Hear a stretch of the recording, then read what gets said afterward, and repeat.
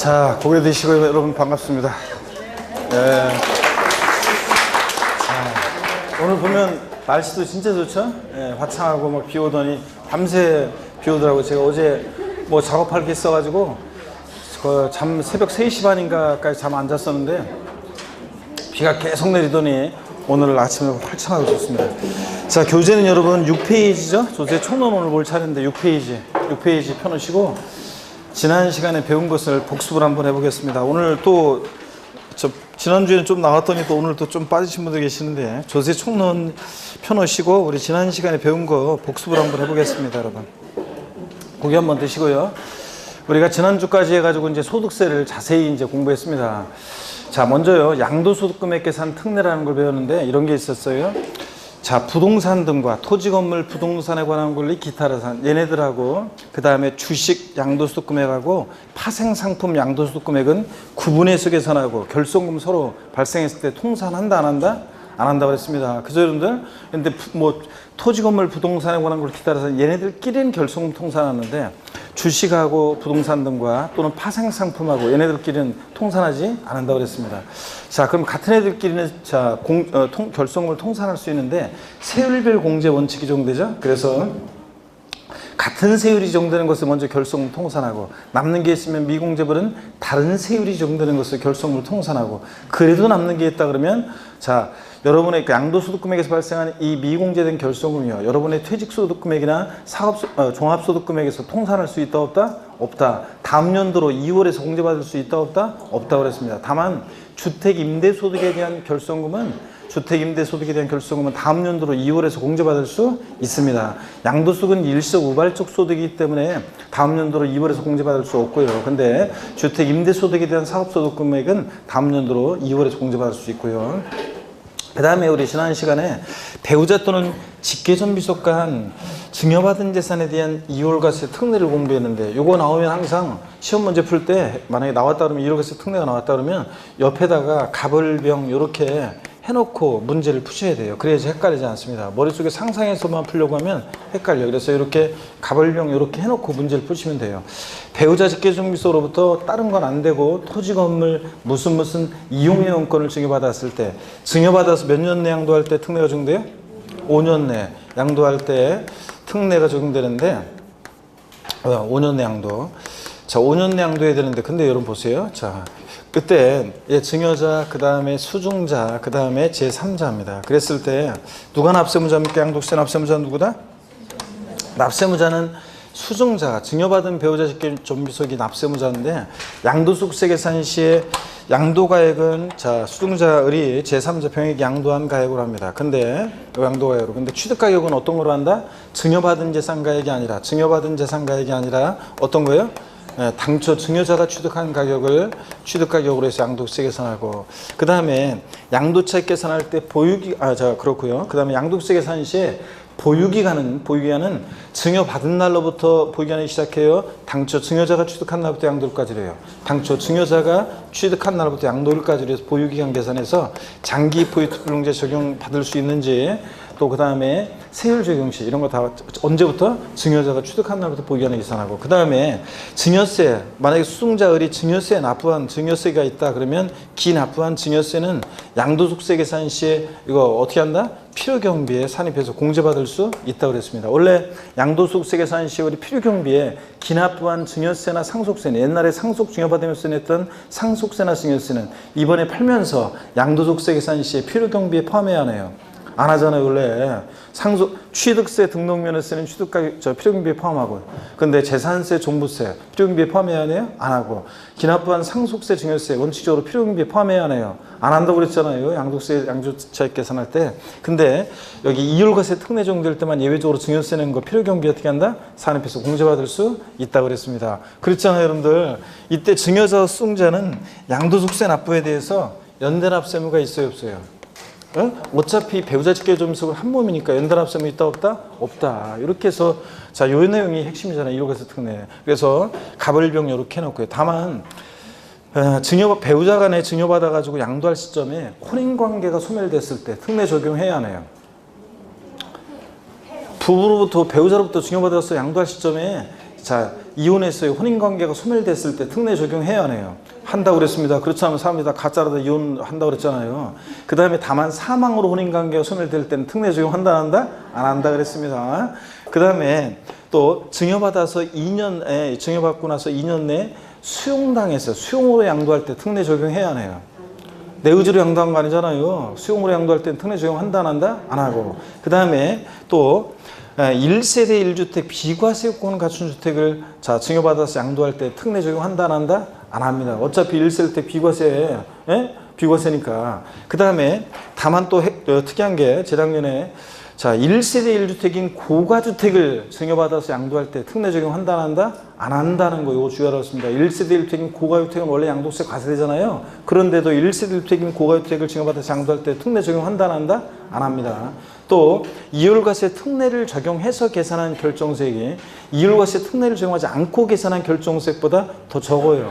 그럼 뭐하러 특례 적용해? 특례를 적용했는데 적용하지 않은 것보다 적을 때는 특례 적용한다, 안 한다? 안 하고. 이렇게 해서 특례를 적용하지 않으면 당연히 그때는 취득가격이나 취득시기도 다 증여받은 때로부터 이렇게 보기한 계산하고 증여받은 재산가액을 취득가격으로 해서 양도세 계산하고 요 증여자 이거는 없는 거로 하고 양도세 이제 계산하면 되고요. 그 다음에 또 이런 겁니다. 우리 특수관계자 간의 부당행위 계산 부인 특례 있잖아요. 이거는 여러분 배우자 직계존비속간 이율과세 특례, 얘는 조세의 부당한 감소가 없어도 배우자 직계존비속으로부터 증여받아서 5년 내 양도하면 특례가 적용되는데, 근데 우리 특수관계자 간에 남남 사이 아니고 특수관계자, 친족관계가 있거나 경영지배관계가 있거나 경제력 연관관계가 있는 특수관계자 간에 부당행위로 계산된 그 부당행위 계산을 부인하는 특례예요. 이거는 반드시 조세의 부당한 감소가 있어야 한다고 그랬죠, 여러분들? 네, 그럴 때 유형은 두 가지가 있었습니다. 특수관계자 간의 증여 후 우회 양도. 증여받았다가 특수관계자로부터 증여받았다가 우회적으로 양도합니다. 우회 양도. 증여 후 우회 양도. 그 다음에 또 특수관계자로부터 시가보다 낮게 저가로 양도하거나 그 다음에 시가보다 높게 고가로 양수 취득했을 때 특례 적용됩니다. 이거. 그래서 남남 사이는 뭐 싸게 팔든 비싸게 사든 뭔 관계가 있어요? 특수관계자 간이어야 되고 확인하고. 그 다음에 시가보다 낮게 저가로 양도해야지, 그죠? 시가보다 낮게 저가로 양도해야지. 높게 양도하면 특례 적용 안 되고, 시가보다 높게 취득해야지 낮게 취득하면 특례 적용되지 않습니다. 그래서 헷갈리니까 우리 이거 어떻게 외웠습니까? 저도 세법 고수입니다. 이렇게 외웠습니다. 그죠? 저도 세법 고수입니다. 저도 저가양도 고수, 고가양수해야 되고. 그럴 때 증여 후 우회양도는 요거는 요렇게 하라고 했습니다. 요 증여 우회양도는 꺾어지는 그림. 증여자, 수증자, 제3자 이렇게 꺾어지는 그림 딱 요렇게만 해놓고 문제를 여러분들이 푸시면 되고, 부당이상 특례 증여 우회양도면 나오면 이율과세 특례는 가벌병 요렇게 내려오는 거 해놓고 문제 푸시고, 그랬을 때 요렇게 해놓고 문제 풀면 되는데 증여자고 수증자고 제3자입니다. 그랬을 때 이 증여자와 수증자는 어떤 관계여야 돼요? 특수관계자. 근데 배우자 직계존비속간, 이율과세 특례 적용되는 배우자 직계존비속을 제외한 특수관계자로부터 증여받아서 양도를 하는데 몇 년 내 증여받아서 양도해야지 특례 적용돼요? 네? 5년 내. 그래서 5년 내 증여받아서 양도할 때 특례가 적용됩니다. 시험에 또 한 번 나왔던 것이, 정답 시험에 나왔던 것이 최근에 이런 것도 있었어요. 삼촌으로부터 조카가 증여를 받아가지고 6년이 되는 때 양도한 경우에 당초 증여자 갑이 제3자에게 직접 양도한 것을 본다. O, X. X입니다. 6년, 증여받아서 6년이 되는 때 양도했으면 특례 적용해야 하나요? 안 하니까 그때는 수증자 을이 얘가 제3자에게 양도한 거죠. 그걸 어떻든 간에 특수관계자로부터 증여받아서 5년 내 양도할 때 이율과세 특례 무조건 적용되는 거 아니고, 부당행위 선부인 특례는 반드시 뭐가 있어야 돼? 조세에 부당한 감소가 있어야 됩니다. 조세에 부당한 감소가 있어야 되는데, 그럴 때 그 판단을 어떻게 하느냐? 수증자가 부담하는 증여세액과 수증자가 양도한 것에 대한 이 양도소득세 계산에서 요거 두 개 합한 금액이 당초 증여자가 제3자에게 직접 얘가 제3자에게 양도했을 것이라고 가정을 해가지고 양도소득세를 계산해요. 그랬을 때 그 계산한 세액보다 수증자가 부담하는 증여세 양도세 합한 금액이 이거보다 더 뭐 할 때? 적을 때, 지가 직접 양도하면 세금 더 나올 것 같으니까 우회적으로 돌렸다고 봐서 얘네들 계산을 싹 부인한다고 그랬습니다. 그랬죠, 여러분들? 그래서 수증자한테 증여세 부과하지 않고 낸겠으면 돌려주고 수증자한테 양도세 부과하지 않고 당초 증여자가 제3자에게 뭐한다? 직접 양도한 것을 봐서 양도세 부과합니다. 납세무자는 당연히 당초 증여자가 납세무자고 이거 싹 부인하니까요. 자, 그럴 때 양도세 계산은 당연히 취득가격이나 취득시는 다 증여자를 당초 증여자를 진으로 판단해요. 이건 부인하니까 수증자한테 증여세 부과하지 않고 낸겠으면 돌려주고 양도세 부과하지 않고. 근데 다만 자, 여기 보세요. 증여 후 양도에서는 당초 증여자가 납세무자인데 이율과세 특례는 수증자가 납세무자입니다. 근데 5년 내 양도한 건 둘 다 똑같고요. 증여받아서. 근데 차이점이 있는 게 이 기납부한 증여세에 대해서 이율과세 특례는 필요경비에 산입해서 공제해 주는데 여기 증여 후 우양도에서는 증여세 부과하지 않죠? 싹 부인해 버리니까 또 그다음에 저기서는 연대납세무예요. 증여자 수증자 배우자의 직계임속한 이율과세 특례는 어차피 한 몸이니까 연대납세무가 있어요, 없어요? 없어요. 근데 증여 후 우양도는 둘이 불법에 수증자가 협력했다고 봐가지고 증여자 수증자 사이에 연대납세무가 있다 없다? 있다고 그랬습니다. 연대납세무 있고요. 자, 이런 것들. 자, 그래서 요거 여러분들이 꼭 기억합니다. 증여 후 우양도. 그 다음에 또 이 저가양도 고가양수는 요거 자, 무조건 특수관계자 간의 시가와 낮게 양도하거나 높게 취득했다고 특례 적용되는 것은 아니고 조세 부담 감소가 있어야 되는데 그 판단을 어떻게 하느냐? 시가와 대가의 차이가 시가와 대가의 차이가 시가와 대가 차이가 금액으로 얼마? 3억 원 이상 차이 나거나 3억 원 이상 차이 나거나 또는 또 시가의 퍼센트로 몇 프로요? 5% 이상 차이가 나면 그러면 이상 차이가 나면 조세 부담 감소가 있다고 봅니다. 그래서 조세 부담 감소가 있다. 그러면 얘네들이 계산을 부인하고 양도 가격과 취득 가격은 뭐로 계산한다? 시가를 양도 가격이나 취득 가격으로 한다고 그랬습니다. 그랬잖아요, 여러분들. 자, 그래서 이런 거 한번 해볼게요. 맛배기로. 지난주 했던 건데. 예를 들어서 이번에는요. 갑일한 사람과 의리한 사람이 부동산 거래하는데 시가 예를 들어서 10억짜리인데 시가 10억짜리인데 실지 을이 양도한 가격은 예를 들어서 9억 원입니다. 실지 양도한 가격은 9억 원이에요. 자, 시가 10억짜리를 9억 원에 양도했어요, 갑이. 그랬을 때 시가보다 뭐하게 양도했어요? 낮게. 저도. 자, 근데 얘가 형이고 얘가 동생이다. 친족관계든 특수관계된 자 간에 시가보다 낮게 양도했어요. 그러면 조세에 부당한 감소가 있는 따져봐야죠? 그렇잖아요. 그럴 때 이때 지금 갑이 양도한 것에 대해서는 양도 가격을 시가 10억을 양도 가격으로 해야 돼요? 아니면 실제 양도한 가액 9억 원을 양도 가격으로 해야 돼요? 자, 확률 50%. 자, 둘 중에 하나 찍어보세요.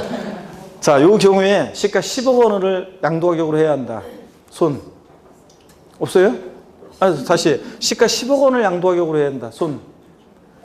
아니다. 실지 양도한 가액 9억 원. 이 실지 양도한 가액 9억 원을 양도 가격으로 해야 한다. 손. 안 드시는 분들은 그냥 붓이나 보고 또 떡이나 드시겠다는 게 지금 한 사람씩 다 물어볼까 보다. 자, 여러분 보세요.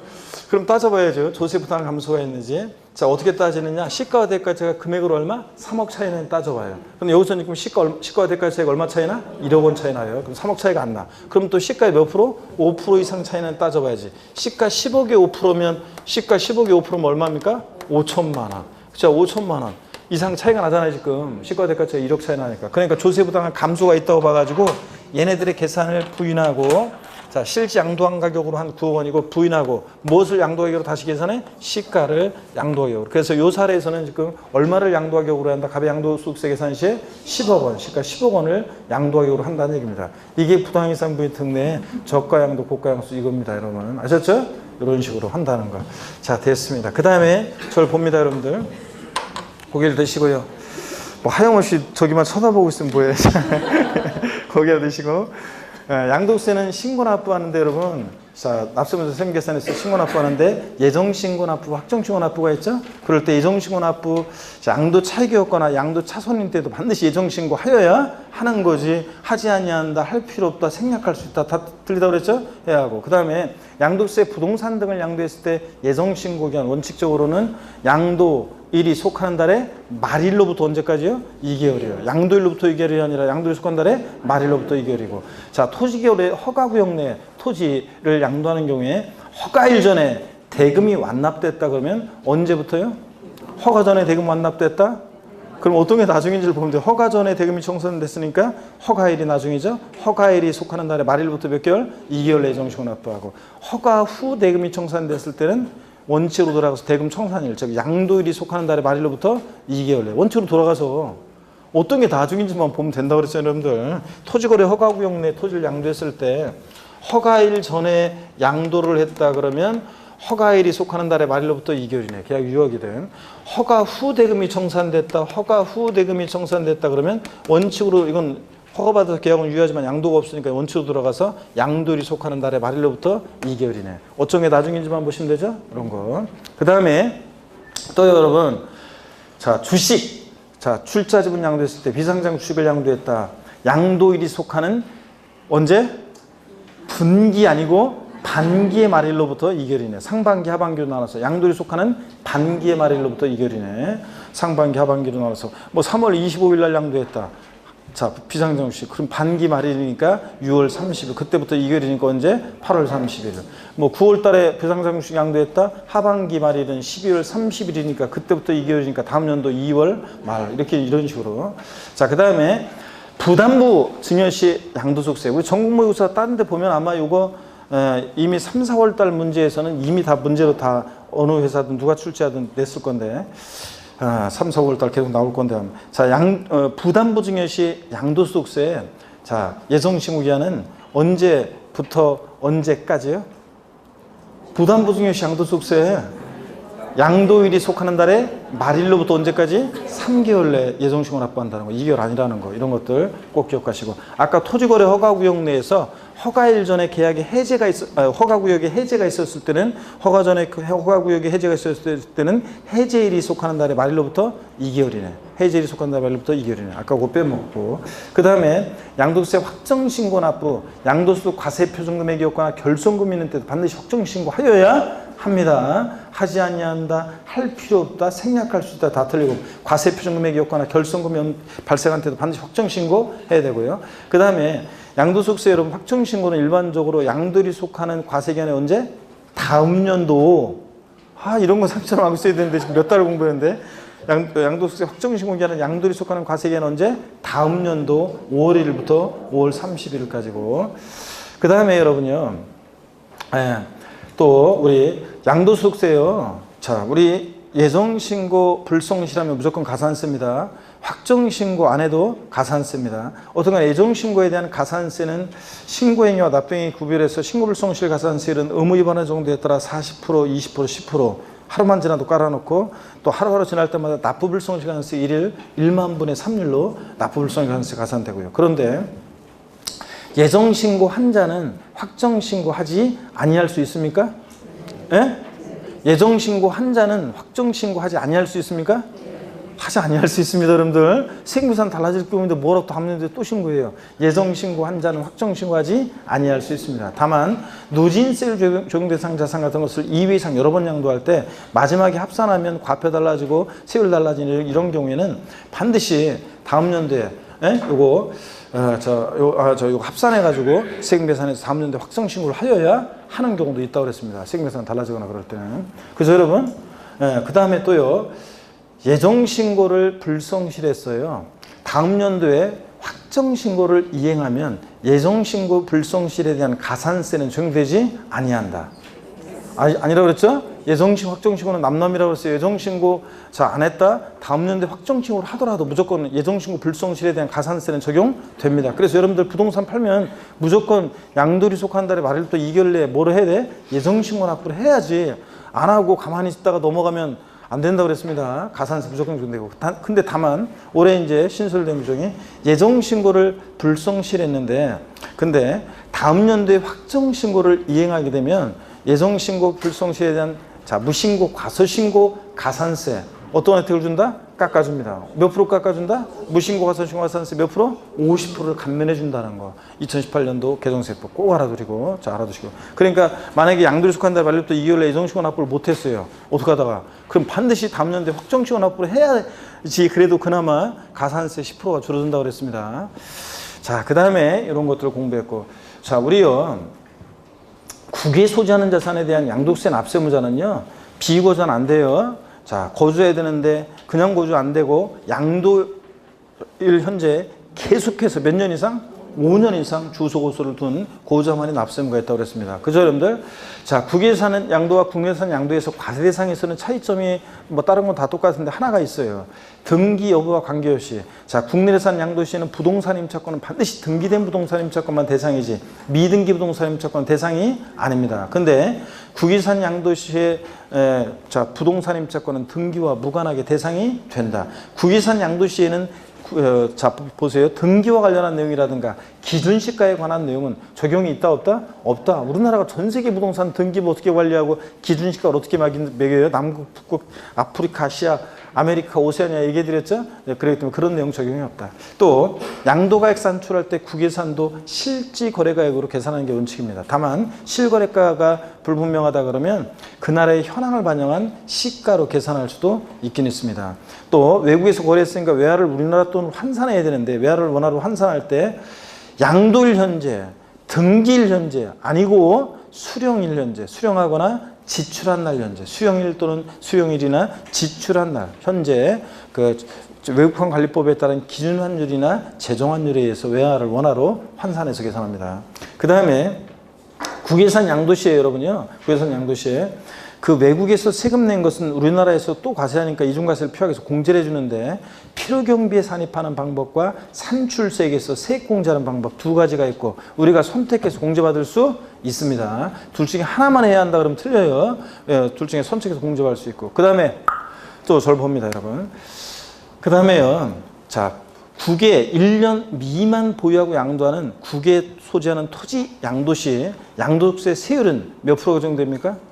국외에 소지하는 토지입니다. 1년 미만 보유하고 양도합니다. 양도세 세율은 몇 프로 정도됩니까? 자, 그렇습니다. 국외에서 소지하는 자산에 대한 토지, 건물, 부동산에 관한 걸 기타로서는 무조건 보유량 관계없이 몇 프로? 6에서 42% 초과누진세율 정도 되는 거지. 1년 미만 보유했다고 그래가지고 국내산 양도시처럼 50%, 40% 뭐 이런 거 있다 없다? 없다. 미등기에 대한 70% 세율 적용이 있다 없다? 없다 이런 거. 자, 꼭 기억하시고. 국외산 양도했을 때요. 장기 보유투명제 받을 수 있어요 없어요? 없다고 그랬습니다. 우리가 다른 나라 국가경영지까지 뭐하러 신경 써요? 장기 보유 안 해줍니다. 국외 소지하는 자산 양도했을 때 기본공제는 받을 수 있습니까? 기본공제는 하여튼 싹 다 깔아줍니다. 미등기 양도만 하면. 그 다음에 물납 허용됩니까? 국외에선? 안 돼요. 분할납부 됩니까? 안 돼요? 분할납부는 된다니까. 물납은 안 되고 뭐는 되고? 분할납부는 되고. 넉넉히 대답하지 말고 여러분. 자, 그 다음에 또 이런 것들 우리가 공부했습니다. 자, 오늘 여러분들이요 조세 총론으로 가겠습니다. 그래서 이런 거 꼭 기억할 수 있겠습니까, 여러분? 이 정도? 그래서 이렇게 해서 이런 것들 딱딱 기억하시고요. 6페이지입니다. 조세 총론으로 갑니다, 여러분. 자, 조세 총론 고개를 한번 드시고 이쪽에 와서 한번 보겠습니다. 여러분, 조세 총론이 있잖아요. 조세 총론. 조세 총론은 한두 문제 출제되는데 두 문제 정도 출제 예상하시면 된다고 그랬습니다. 작년에도 그렇고 재작년에도 그렇고 조세 총론에 3문제 나왔어요. 올해도 또 한 문제 나올 수는 있어요. 그렇지만 또 예전에 두 문제씩 나왔고 그래서 기본적으로 조세 총론에서 한 문제 나올 수 있지만 한 두 문제 정도 출제 예상하는 것으로 이렇게 공부하시면 되겠습니다. 한 문제 나올 수 있고요. 자, 그 다음에 어떤 것들을 우리 공부했냐면 조세의 부분에서는 뭐 그냥 읽어보는 건데 물납, 분할납부에 대한 것만 좀 주의하시면 되고요. 허용되는 세목들. 그 다음에 우리가 조세의 분류, 세금을 이렇게 저렇게 분류하는데 이 조세의 분류는 시험에 출제가 되는 부분이라고 그랬습니다. 틈틈이 출제가 되는 부분이고 그 다음에 우리 납세 의무, 세금 납부할 의무는 그 전에 참 징수 방법이요. 이 세금은 어떻게 징수되느냐, 징수 방법은 직접적으로 간접적으로 중요하다고 그랬죠. 또 여기서 가산세하고 가산금에 관한 내용도 시험에 또 최근에 다 나왔던 것들인데 항상 정리를 하셔야 한다고 했습니다. 자세히. 그래서 징수 방법 직접적으로 간접적으로 중요하고 이 세금은 어떻게 징수되느냐. 또 우리 세금 납부할 의무, 납세 의무는 일정한 경우에 성립을 하고 또 성립된 납세 의무는 확정이 되고 또 그 다음에 소멸하는 과정을 거치잖아요. 이 성립 확정 소멸에 관한 요 얘기는 또 중요하다고 그랬습니다. 역시 작년에 소멸은 원래 중요하지 않은 부분이었는데 여태까지 출제가 안 됐었는데 제가 소멸에 대한 거 출제 가능성 높다고 얘기하는데 쉽게 나왔었고요. 올해도 어떤 동안에 또 깊은 내용들, 개정 내용도 몇 가지 또 주의해야 되고 성립 확정은 원래 중요했고요. 그래서 성립 확정 소멸이 중요하다. 그 다음에 또 우리가 국세, 지방세 같은 조세 채권은 일반 채권이나 공과금보다 우선하는 것이 원칙이죠. 자, 채무자의 재산이 공매나 경매에 넘어갔다. 매각대금에서 누가 우선해서 가져갈 것이냐? 그럴 때 세금이 일반 채권이나 공과금 등보다 자, 우선하는 것이 원칙입니다. 근데 예외도 있죠? 세금보다 국세지방세보다 더 우선하는 것들이 있는데 그런 것에 관한 것도 그렇고요. 여기 최근에도 나왔고요. 예전에도 몇 번 나왔고요. 이것도 또 역시 주의해서 보셔야 됩니다. 그 외에 이제 나머지 잡다한 내용들 이제 권리구제라든가 뭐 등등 여러 가지 그런 것들은 우리가 살짝 또 한번 혹시나 해서 한번 보도록 하겠습니다. 이런 것들 위주로 저희 총론 한두 문제 출제 예상하시면 되고요. 자, 그러면 교재를 보겠습니다. 여러분들 6페이지입니다. 요약집 6페이지. 자, 보겠습니다. 네. 자, 여러분 6페이지 한번 본격적으로 보겠습니다. 01번 조세의인데요. 조세의에서는 일단 요거 1번은 자, 별표시 하나 하시고요. 기본소에 나와 있는 조세의는 뭐 별로 의미가 없고 여기 나와 있는 물납, 분할납부 허용되는 세목이 있잖아요. 이건 상식처럼 꼭 반드시 우리가 알고 계셔야 됩니다. 세금 납부 이행 방법 원래 금전 납부가 원칙이고 일시불 납부가 원칙이잖아요. 근데 자, 금전 납부 원칙에 의해서 뭐 허용된다? 물납 허용되고 또 그다음에 일시불 납부 원칙에 의해서 뭐 허용된다? 분할 납부도 허용이 된다고 그랬습니다. 자, 그럴 때 물납 허용되는 세금과 분할납 허용되는 세금은 상식처럼 알고 써야 되는데 자, 그 다음에 물납이 허용되는 세금 지방세에서 뭐만? 재산세만 허용되고 국세에서 물납은 뭐만 허용된다? 상속세만 허용됩니다. 다른 세금들은 안 되고 분할납부요 지방세에서 재산세 허용됩니다. 네, 허용되고 물론 이제 예규에서 지방세법에 규정함은 없는데 예규에서요 재산세 부가세로서 그러니까 재산세 부가세로서 지방교육세 있잖아요. 재산세 부가세일 때 이 지방교육세는 분할납부할 수 있다는 분납할 수 있다는 그런 예규가 있어요. 자, 이쪽에 써드려가 좀 그럴라네. 자, 그래서 재산세 부가세일 때만 취득세나 등록면허세 부가세일 때는 안 되고 재산세 부가세일 때 지방교육세는 분할납부할 수 있다는 예규가 있긴 있습니다. 한번 알아두시고요. 하여튼 지방세법상으로 분할납부는 뭐 재산세만 허용되고요. 자, 재산세 부가세일 때 지방교육세는 재산세에 따라서 분할납부할 수 있다는 예규가 있다는 거. 그 다음에 국세에서 분할납부는 뭐 어떤 게 허용되느냐? 종합부동산세, 양도소득세, 자, 법인세, 상속세, 증여세, 자, 농어촌 특별세 등등이 허용되고 있습니다. 특히 그 박스 보니까 종부세, 양도세는 분할납부는 허용되는데 물납은 된다, 안 된다? 안 된다는 거. 아무리 꼬셔도 넘어가면 안 된다고 그랬습니다. 자, 이렇게 해서 재산세, 부가세일 때 지방교육세가 분할납부 허용된다는 예규가 있다는 거 그냥 참고적으로 하시고요. 자, 그 다음에 02번 테마 조세 분류 별표시 2개 합니다, 여러분. 조세 분류 별표시 2개 하시고 그 다음에 계속 이어서 보겠습니다. 먼저요, 과세 주체에 따라서 조세를 분류한다고 그랬죠? 먼저 과세 주체는 국가도 있고 지방자치단체도 있고요. 국가가 과세 주체인 조세를 뭐라고 그래요? 국세. 지방자치단체가 과세 주체인 세금을 뭐라고 한다? 지방세. 그럴 때, 자, 과세 주체에 따라서 국세와 지방세로 분류할 때, 먼저 국세는 내국세와 관세로 나눠지는데 이건 참고입니다. 그냥 국세청에서 담당하고 내국세는 우리나라 국경 내에서 부과하는 건데 일세목 일세법주의를 원칙으로 한다고 그랬습니다. 하나의 세목에는 하나의 세법인 게 원칙이죠. 근데 상속세 및 증여세법은 상속세 및 증여세법이라는 하나의 세법에 상속세, 증여세 2개 세목이 들어있기 때문에 예외가 된다 이렇게 얘기합니다. 하여튼 참고적으로 국세는 소득세, 소득세법, 종합부동산세, 종합부동산세법 이런 식으로 하나의 세목에는 하나의 세법이 있다. 줄 긋지 마세요. 참고고. 그 다음에 관세는 우리 시험과 관계가 없고요. 양가로 2번 봅니다. 지방세는 자, 과세 주체에 따라서 우리가 세분화해서 알아두셔야 되는데 단일법주의 그런 거 무슨 얘기냐요? 참고적으로 중요한 말 아니고 지방세는 국세와 달리 지방세법이라는 하나의 세법에 취득세, 등록면허세, 재산세 등등 여러 세금이 들어있기 때문에 단행법주의, 단일법주의 이렇게 얘기합니다. 자, 지방세는 과세 주체는 특별시, 광역시, 도, 시군구, 특별자치도, 특별자치시가 있는데 지방세는 과세 주체를 세분해서 알아둬야 될 때 이 표에 나와 있는 7개 부동산 관련 세목들을 중심으로 알아두시면 되는데요. 일단 특광도가 과세 주체는 세금이 있는데 취득세 그리고 우리 지방세에서는 이름이 지자로 이름이 시작하는 지방세 3가지가 있다고 그랬죠? 4가지가 있다고 그랬죠? 4가지 중에서 3가지가 얘네들이 특광도가 과세 주체입니다. 지역자본시설세, 지방교육세, 지방소비세 얘네들 자 특광도고요. 그 다음에 구도가 과세 주체인 세금 어떤 거야? 등록면허세, 등록면허세. 재산세, 자, 시군구세인 거. 뭐 다른 거 더 있지만 그냥 재산세 하나 기억하시면 됩니다. 시군구세인 거, 재산세. 또 그 다음에 특별시, 광역시가 있는 곳에서는 특별시, 광역시가, 도가 있는 곳에서는 도가 과세추행세금이, 도가 아니라 시군이 과세추행세금이 있습니다. 특광, 시군이 과세추행세금. 어떤 거? 예, 지방소득세, 그리고 주민세 이런 애들이 있습니다. 자, 여러분, 지자로 이름 시작하는 지방세 4가지 중에서 어떤 애만 달라요? 지방소득세만 특광 시군이고 나머지는 뭐다? 특광도입니다. 지방소득세는 소득세나 법인세 납세의무자가 내는 세금이죠. 소득세나 법인세법에 속에서는 그 소득을 과세 표준해서 자, 약 10분의 1 세율을 적용해서 부과하는 지방소득세에 하여튼 특광 시군이 과세추입니다.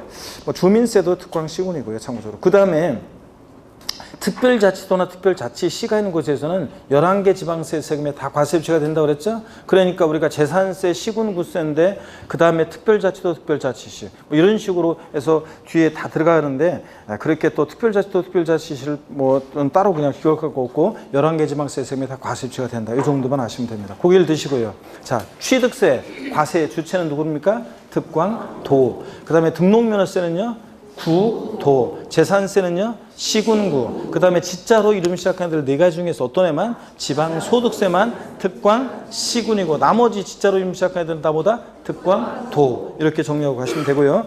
그 다음에 국세와 지방세 세금들이 양가로 3번에 열거가 되어 있는데요. 옛날 시험은 다음 중 지방세 세목으로 옳게 짝지어진 것은 다음 중 국세 세목으로 옳게 짝지어진 것은 이런 문제가 나왔는데 요즘은 그런 문제 안 나옵니다. 그건 옛날 초창기 시험 문제고 지금은 다음 이러이러한 지방세는 다음 국세 중 이러이러한 조세는 그래서 어떤 내용을 물어볼 때 얘가 국세인지 지방세인지 그걸 문제를 잘 봐야지 자 그냥 어떤 내용만 보고서 딱 답을 고르면 어이없이 틀립니다. 국세만 고르라고 하는지 지방세만 고르라고 하는지 지방세 중에서 이런 내용이 해당되는 건지 국세 중에서 이런 내용이 해당되는 게 어떤 건지 이런 거 문제 풀 때 잘 보라고 그랬습니다. 자, 그런 것만 주의하시면 되고요. 자, 세목을 달달 외울 건 아니고 부동산 세목을 중심으로 보시면 되고요. 7페이지 봅니다. 우리 조세의 사용 목적 특정 여부에 따라서 이 세금을 걷어서 어디다 쓸지 사용 목적 특정 여부에 따라서 보통세와 목적세로 분류합니다. 자, 그럴 때 이 세금을 걷어서 어디다 쓸지 사용 목적이 특정되어 있지 않은 세금을 우리가 뭐라고 합니까? 보통세. 우리 시험에 관계된 대부분의 조세들은 자 보통세입니다. 세금 걷어서 어디다 쓸지 사용 목적이 정해지지 않고 그냥 국가나 지자체의 일반적인 운영 경비에 충당합니다. 그죠 여러분들? 자 근데 사용 목적이 딱 특정된 세금을 뭐라고 한다? 목적세. 얘네들 자 법에 열거가 되어 있습니다. 고개를 드시고요. 자 우리 목적세 어떻게 외웠습니까? 교교, 농, 지, 지 이렇게 해서 우리가 외웠습니다. 우리 이제 그 26회인가? 27회인가? 제 다음 카페에 보면 얼굴을 사진으로만 봤지 제가 실제로 본 적은 없는 그 수강생분이 있어요. 그 전북 정읍인가? 그쪽 어디 그 익산인가? 정읍인가 사는 주부 수강생인데 유치원에서 유치원 운영도 했었고 유치원 교사인데 그 중개사 공부해서 이제 합격도 했고요. 그래서 그 일도 계속 하고 있고 근데 이번에 무슨 또 뭔가를 도전하라고 어떤 시험을 봤나 봐요. 시험을 봤는데 일반 상식 문제에서 세법이 2문제 나왔는데 있죠. 일반 상식 세법 2문제 나왔는데 간접세 요거 물어봤고 또 하나가 목적세, 교교농, 찌찌 이거 알고 있으면 풀 수 있는 문제 나와가지고 가볍게 세법 2문제 건졌다 이런 얘기면서 다른 과목은 어떤 과목은 망쳤는데 일반 상식은 그래도 공인중개사를 공부해가지고 많이 그 좋은 점수를 맞았다 그런 얘기더라고요. 특히 세법 2문제 나온 거 가볍게 2문제 맞췄잖아요. 이렇게 어디 가서나 이렇게 공부해주니까 이렇게 도움이 되잖아요, 여러분들. 자, 외운 대로 외워가지고 도움이 됐다 이런 얘기면서 신기하게도 아마 26회인가 27회인가 하는데 신기하게도 시간이 많이 흘렀는데도 그게 생각나가지고 맞췄다 이렇게 얘기를 했습니다. 자, 목적세요. 자, 우리 어떻게 머리 글자를 타서 어떻게 외운다고 다 같이요? 교교농 찌찌입니다. 국세 목적세 교교농 교육세 교통인해 주환경세 농어촌 특별세 지방세 목적세 찌찌 지역자원시설세 지방교육세 지자로 이름 시작하는 4가지 중에서 목적세 찌찌는 어떤 거예요? 지역자원시설세 지방교육세 요거 그래서 교교농 찌찌입니다.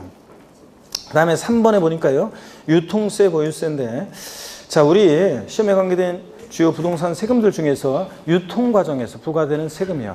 자, 유통이다 그러면 왔다 갔다 하는 거니까 취득한다 소유권 오고 양도할 때 가는 거죠. 그러니까 취득과 양도 관련된 조세를 유통과세라고 하는데, 그러니까 어떤 거예요? 취득세, 등록면허세, 양도소득세 같은 세금을 우리가 뭐라고 한다? 유통과세. 상대는 개념으로 보유과세, 재산 보유의 담세력 보고 부과하는 세금, 재산세. 그 다음에 친구, 재산세라면 항상 따라다니는 애 누구라고요? 지역자원시설세, 특정부동산분. 소방시설 같은 공동시설을 유지관리할 목적으로 특정 부동산 보유자에게 부과죠. 그러니까 보유시에 부과되고, 그 다음에 대표적인 국세 중에서 재산 보유세 어떤 거? 종합부동산세. 그래서 재산세, 지역자원시설세, 특정부동산분, 종합부동산세는 대표적인 보유과세입니다. 자, 그 다음에 4번에 보니까요, 세목별 세율 구조입니다. 얘가 비례세율 구조로만 되어 있느냐, 누진세율 구조로 되어 있느냐, 이런 것들. 비례세율은 과표 크기와 상관없이 세율이 일정한 게 비례세고, 누진세율은 과표 커지면 세율이 높아지는 건데, 취득세, 등록면허세는 비례세율 구조로만 되어 있습니다. 누진세율 정되지 않아요. 시험에서 직접적으로 취득세는 비례세다, 누진세다 뭐 이런 걸 물어볼 수도 있지만, 뭐 지문에 혹시 취득세는 과세 표준금액의 크기에 따라, 즉 취득 가격의 크기에 따라 세율이 누진적으로 증가하는 조세이다, 이런 표현 나오면 틀리는 거죠. 취득세는 뭐다? 비례세율입니다. 과표 크기와 상관없이 세율이 일정해요. 등록면허세도 그렇고요. 근데 재산세는 비례세율과 누진세율이 다정되고요. 종합부동산세는 누진세율 구조로만 되어 있고요. 양도세는 비례세율, 누진세율 다정됩니다. 그래서 여러분요, 이거 세목별 세율 구조를 외우는데 저를 보세요. 비누, 비누요. 이렇게 외워요. 우리 그런 거 있잖아요. 제가 우리 여러분들 이런 거 못하면 음치예요. 저를 보세요. 이런 거 못하면 음치니까 오늘 수업 끝나고 가실 때 자가 진단해보고 이거 못하면 난 음치구나 이렇게 생각하시면 돼요. 자, 부동산세법이라고 있으면 이런 거 있잖아요. 부동산세법, 부동산세법, 부동산세법 이거 못하면 음치예요. 이거 안 되면. 높낮이가 음치라는 게 그 높낮이가 거의 없이 똑같이 부르는 사람들 있잖아요. 이렇게 올라갈 때 안 올라가고 똑같이 부르는 사람들인데 이거 못하면 음치니까 자가 진단해 보시고요. 자, 우리 세목별 세율 구조, 취득세, 등록면허세, 재산세, 종부세, 양도세, 우리가 공부 그렇게 했잖아요. 5개 주요 세목. 그러니까 길게 끌어야지. 취득세, 등록면허세는 비누입니다. 취득세, 등록면허세는 비례세율이고, 재산세 비누, 종부세 양도세 비누. 자, 그래서 다 같이 에브리바디 큰 소리로 시작. 비누, 비누. 이렇게 여러분들이 외우고 합니다. 비누, 비누. 이렇게. 자, 이거 안 되는 분들은 음치예요. 이거 안 되면. 자, 그래서 이렇게 하시고, 그 다음에 5번에 조세의 독립성 여부에 따른 분류 있잖아요. 자, 여기를 한번 보겠습니다. 물론 여기에 이제 우리가 기본서 기초과정 공부할 때는 간접세, 직접세 이런 것도 있었는데, 조세 분류에 제가 그런 건 다 뺐습니다. 간접세, 직접세는 아까처럼 그렇게 일반 상식 문제 풀 때 조세 총론 우리가 기본서 기초 이론 같은 거 강의할 때는 설명드렸지만, 시험에서 직접적으로 직접세냐 간접세냐 물어보지 않기 때문에 제가 생략했고요. 5번 조세 독립성에 따른 분류, 독립세와 부가세요. 자, 우리 시험에 관계된 주요 세금들은 다 독립세입니다. 독자적으로 부과해요. 근데 이 독립한 세금의 바늘과 실처럼 부과해서 받는 세금을 부가세라고 한다고 그랬죠? 그랬을 때 국세 중에서 부가세목은 교육세하고요, 교교농, 목적세 중에서 자, 교육세하고 또 뭐가 있어요? 농어촌 특별세가 국세 중에서 부가세고, 지방세 세목 중에서 부가세가 있는데 어떤 게 있습니까? 지방교육세가 있습니다. 그래서 지방교육세는 자, 지방세 중에서 부가세고요. 자, 그러면요, 여러분, 부동산 관련 5개 본세목 중에서요, 그 부가세가 어떤 건지, 본세목과 그 부가세가 어떤 건지를 반드시 이거를 우리가 외우셔야 됩니다. 취득세 부가세목은 뭐가 부과되느냐? 일단 농어촌 특별세하고 뭐가 부과된다? 지방교육세. 농특세, 지방교육세가 부가세라는 건 상식처럼 알고 계셔야 되고요. 그 다음에 이제 그 농특세를 어떻게 구하느냐? 취득세, 부가세로서 농특세 어떻게 구하느냐? 표준세율을 2%, 1,000분의 20, 표준세율을 2%로 적용해서 산출한 취득세액의 몇 프로? 10%예요. 근데 시험에서는 이걸 어떻게 바꾸느냐? 취득세, 부가세로서 농어촌 특별세는 취득세 표준세율을 적용하여 산출한 세액의 100분의 10으로 부과된다. OX예요. X입니다. 제가 뭐라고 그랬어요? 표준세율을 적용하여. 이러면 틀려요. 표준세율 반드시 몇 프로로? 2%로 적용하여. 이 말이 빠지면 틀려요. 표준세율을 2%로 적용해 산출한 세액의 취득세액의 10%. 또는 취득세 감면받은 게 있을 때는 또 감면받은 세액의 20%로도 농특세가 부과됩니다. 동그라미 니은번 중과기준세율 특례세율 적용될 때 취득세 우리 배웠어요. 중과기준세율 특례세율 적용되는 경우 간주취득, 의제취득 등의 경우와 건축물 개수로 가액의 증가, 차량계 장비 선박 종류 변경으로 가액 증가, 토지 지목 변경으로 가액 증가, 과점주주의 주식취득 같은 간주취득의 경우 토지 지목이 묘지인 토지를 취득하거나 레저시설 같은 골프연장 같은 시설물 취득하거나 임시건축물 존속기간 1년을 초과하는 임시건축물 취득하거나 이랬을 때 어떤 세율을 적용한다? 중과기준세율 특례세율을 적용하는데 이 중과기준세율 특례세율은 법에 딱 정해져 있어요. 취득세와 등록세를 통합하면서 옛날에 조정세율 필요해서 만들어낸 건데 학자들, 저 공무원들이 중과기준세율을 1,000분의 22%라고 그랬습니다. 그랬죠? 아이고 다 까먹었어요 여러분들. 중과기준세율은 2%입니다. 그래서 중과기준세율 특례세율이 적용될 때는 그 중과기준세율을 적용해서 계산한 취득세가 10%로 부과돼요. 아 알겠네. 웃다 간에 취득세 부가세로서 농특세 구할 때는 세율을 몇 프로를 적용해? 2%를 적용합니다.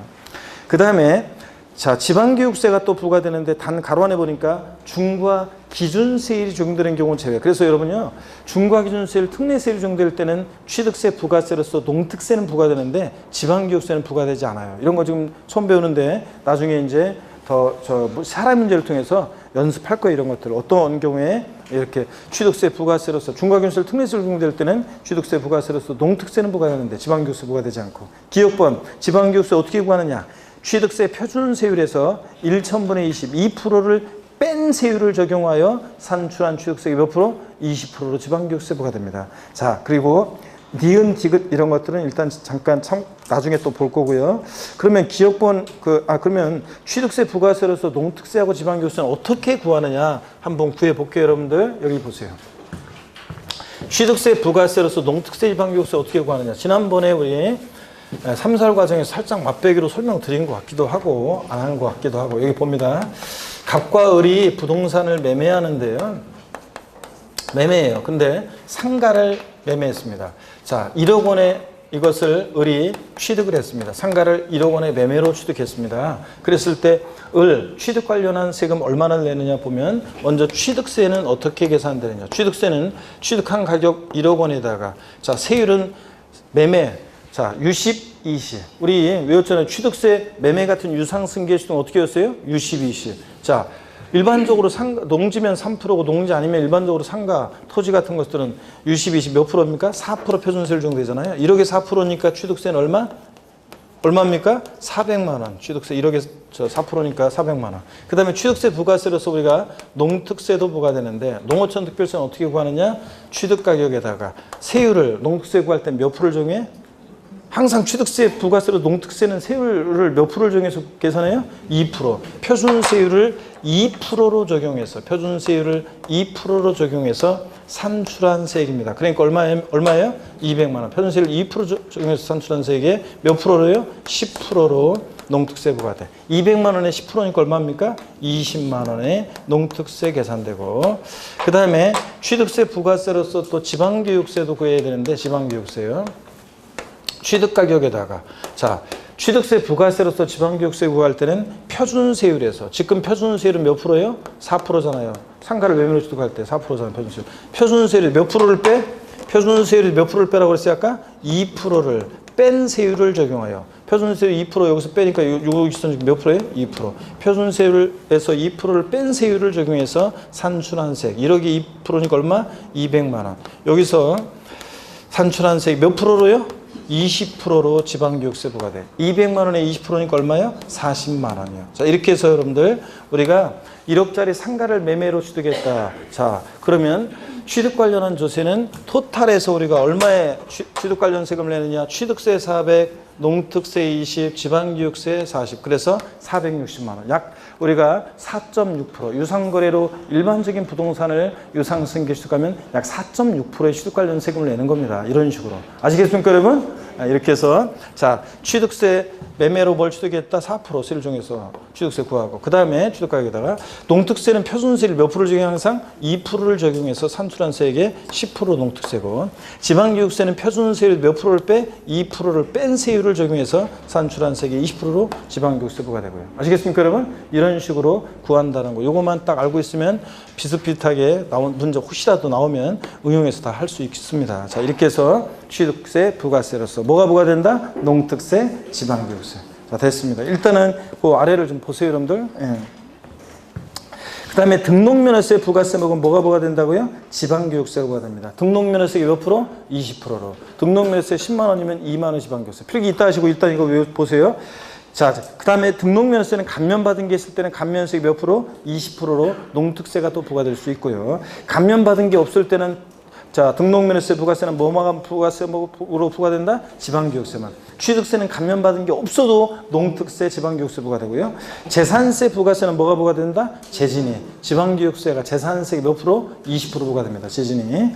그 다음에 외웠잖아요. 재산세 부가세는 우리 어떻게 외우라고 그랬습니까? 재진이. 사람 이름으로. 자, 재산세 부가세는 재진이 이렇게 외웠습니다. 우리가 재산세 부가세 목은 사람 이름으로 재진이. 재진이. 재산세 부가세는 지방교육세가 몇 프로? 재산세가 20% 부과된다고 그랬습니다. 그랬잖아요. 예. 그 다음에 종부세 부가세목은 농어촌 특별세가 부과되는데 자, 종부세가 몇 프로? 20%. 그래서 종합부동산세 부가세는 우리가 어떻게 외웠습니까? 종농이 사람 이름으로. 자, 종농이. 그래서 종부세 부가세목은 농어촌 특별세가 부과되는데 종부세가 몇 프로? 20% 부과된다. 그래서 재산세는 재진이. 종부세 부가세는 어떻게 외운다? 종농이 이렇게 외우라고 했습니다. 재진이, 종농이 이렇게. 양도소득세 부가세목은 원래 납부세계 부가세목은 있어요, 없어요? 없습니다. 감면받을 때만 농특세가 감면세 몇 프로? 20% 부과됩니다. 예? 감면받은 게 있을 때만. 자, 그래서 양도세 납부세계 부가세목은 없고요. 예전에는 지방소득세가 부가세로 자, 소득세나 법인세계 10%를 부과됐었는데 지금은 여기 필기 멈추고 여기 보세요. 좀 이따가 내가 안 지울게 이거 이제 쏙 이제 요 7페이지 지방소득세까지만 보고 쉴 거예요, 여러분들. 예, 그러니까 여기를 봅니다. 자, 그래서 지방소득세는 예전에 소득세나 법인세가 10% 부과됐었는데 지금 부과되지 않습니다. 자, 거기 지방소득세 보니까 예, 특광 시군이 과세 최고, 지방소득세 독립세입니다. 부가세 아니라고 그랬죠? 그래서 지금 이제 부가세 구하는 문제에서 지방소득세가 부가세라고 나오면 무조건 틀리다고 그랬습니다. 뭐 소득세나 법인세가 10% 부과된다고. 자, 이제 독립세고 독자로 부과하는 세금이고. 근데 소액징수면제 규정이 적용되죠. 재산세, 지역자원시설세와 함께 소액징수면제가 적용돼서 세액이 지방소득세 세액이 얼마요? 2,000원 미만은 징수하지 않습니다. 그러면 딱 2,000원이다. 2,000원이면 징수한다. 이러고 2,000원 미만은 징수하지 않고. 그 다음에 또 보시면 지방소득세는 개인지방소득세와 법인지방소득세는 나눠지는데 법인지방소득세는 법인세 납세문자가 되는 건데 우리 시험과 관계가 없고 개인지방소득세만 기억하면 됩니다. 소득세, 양도소득에 대한 개인지방소득세, 종합소득에 대한 개인지방소득세가 있는데 양도소득에 대한 개인지방소득세만 우리가 보시면 되는데 소득세법 규정을 대부분 준용해요. 그래서 우리가 문제 풀 때 자, 지방소득세 내용은 대부분 양도소득에 대한 그 개인지방소득세는 양도세 규정을 준용하니까 양도세 지수로 문제 풀면 돼요. 예정신고납부라든가 뭐 그런 거 다 똑같아요. 자, 근데 다만 소득세 세율은요, 몇 분의 1 세율? 10분의 1 세율 적용해요. 양도세 1,000만 원이면 지방소득세 얼마? 100만 원 이런 식으로. 그래서 약 소득세 적용되는 세율의 10분의 1 세율을 적용하고 대부분의 소득세 규정을 준용한다. 이 정도 내용만 여러분 지방소득세에 관해서 꼭 알고 계시면 되겠습니다. 부가세가 아니라는 거. 자, 그리고 8페이지 03번 테마인데 잠시 쉬었다가 여기부터 보도록 하겠습니다. 잠깐 쉬겠습니다.